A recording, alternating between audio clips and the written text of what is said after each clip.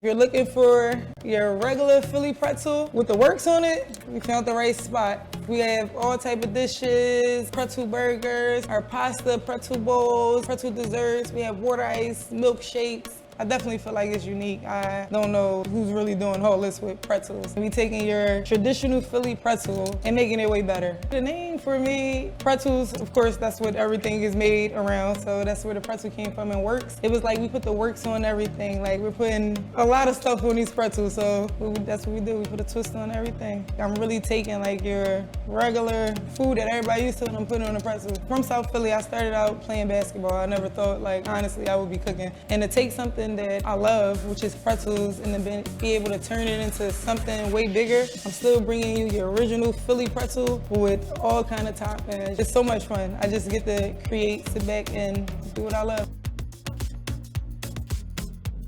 So the name of my business is Pretzel Workz. To take your traditional pretzels and I'm basically put a twist on them. Growing up, I love pretzels. This is my favorite thing. I just started trying things on pretzels and it turned into all of this. This is one of our dessert items. So it's the stuffed banana pudding pretzel sticks. So it's pretzel sticks stuffed with my homemade recipe, my banana pudding recipe. I started in 2015. I do all the cooking. How I got into cooking, really just growing up being in the kitchen with my grandma. A lot of my recipes and my sauces, they originate from her. But I put my own spin on them. Really started out of my house, selling pretzels. I ended up getting a storefront. This is our new item, our pretzel pasta bowls, a garlic pretzel bowl, and it's filled with pasta. This is our chicken parmesan pasta one. People come from all over. We have more people, honestly, from out of town. When I came up with my logo, it was during the movement, the Black Excellent movement, and I still feel Black Excellent.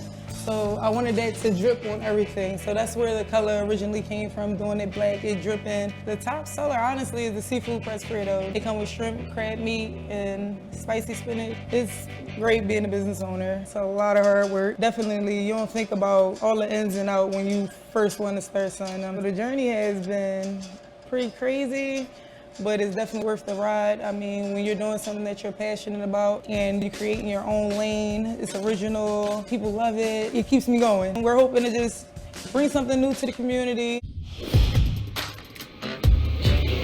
It's such an exciting ride, this whole idea that you get to race another roller coaster. You're doing all these crazy inversions and these near-miss things. I wouldn't say it's the most intense roller coaster ever, but I think it's something that most people should be able to ride. I think it's something that will be fun for most families. It's just almost like you're in a movie a little bit, just kind of going so quickly and doing all those loops and everything.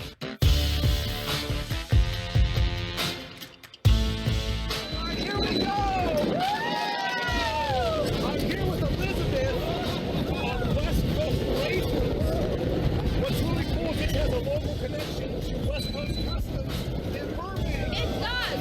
We're riding in a car, and it looks just like Will my aunt's car that he rides in every day. So you get to have a thrill ride and a cool car.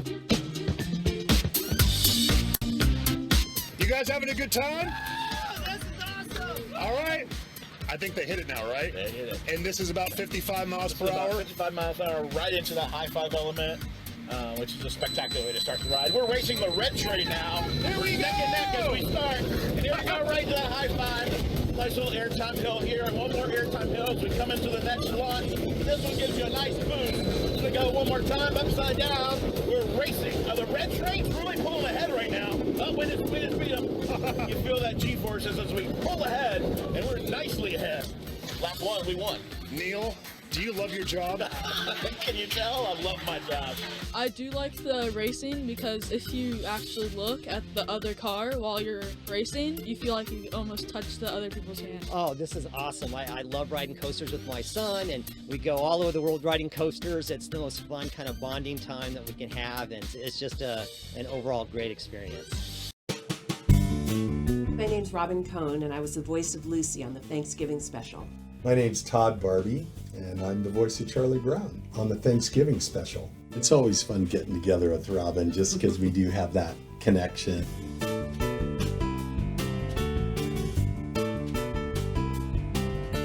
Come on, Charlie Brown. I'll hold the ball and you kick it. The Thanksgiving special, one of the classic scenes, obviously, is Lucy pulling the football.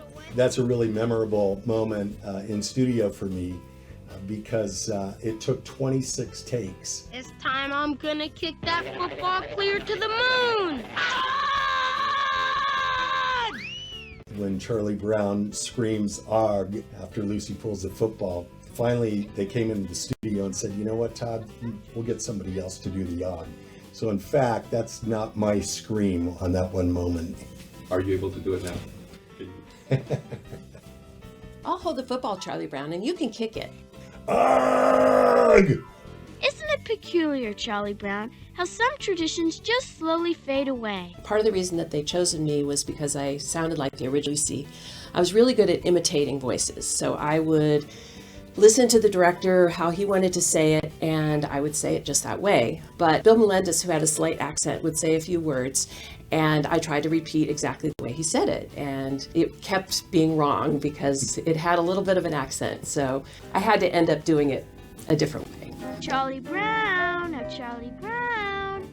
Yeah, I remember being in the stage. We would be in there by ourselves. They didn't want us to rehearse the script, so it was just a dry run through. She must think I'm the most stupid person alive. That's what they were really looking for, that kind of candid voice coming out of a kid. What's this? A piece of toast? We actually didn't record together in the studio. We would see the other kids coming in and out. We would kind of bump into each other and get to know each other, a little bit. Several years later, we're at Redwood High School in Corte Madera, and all of a sudden we saw each other. It was like, oh my God, there's Lucy. Charlie Brown was a big part of all of our lives, just such a classic piece of Americana. There's something really special about seeing these characters. I had no idea when I was 10 years old that would still be popular today. People love it. Lifestyle, it's not, it's not a game that you can come in half-hearted. You have to be fully invested in it, and that we are, not just myself but my entire family. We're a producer of Gulf oysters here in San Leon, Texas, and we harvest oysters, process oysters, and ship them across the country. After meeting with Raz and kind of seeing his ideas or listening to his ideas and seeing what he wanted to do with this, this spot out here, I was kind of hooked. My parents are the most honest, hardworking people you'll ever meet. It's the American dream in an essence, immigrating over, searching for a better life. When you start with nothing and you just kind of learn. Finding something that they were really passionate about and giving in their all at it.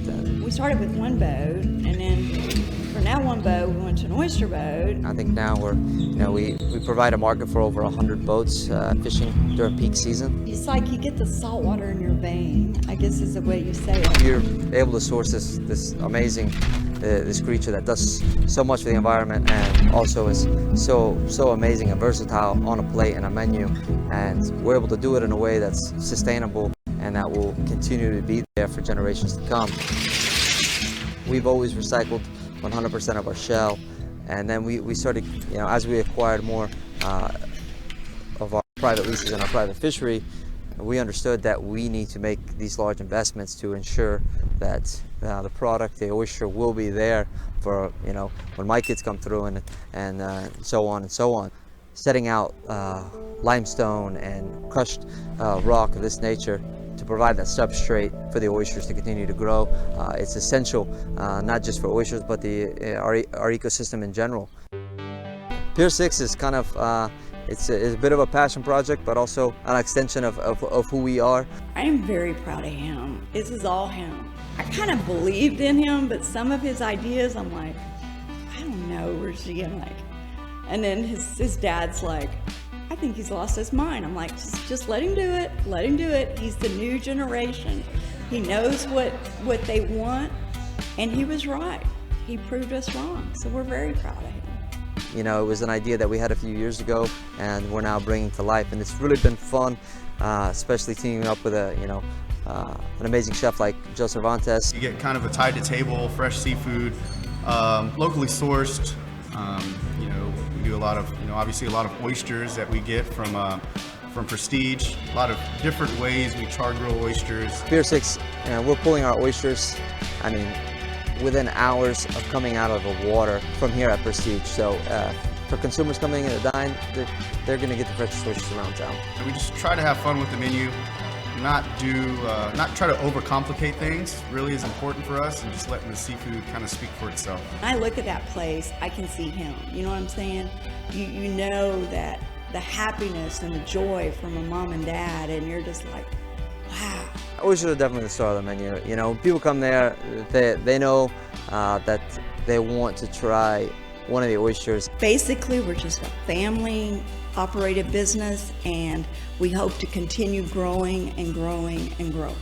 It's a way of life for us. When most people come down here, they're like, wow, this is a beautiful view, and it really is. I mean, I get kind of numb to it because I see it every day, but when we're out on the water as we were this morning, and you feel the cold air, and you can smell the salt water, it's beautiful. It's, you know, when I'm away from it, you start to realize it and you miss it. Like I said, it's a way of life for us.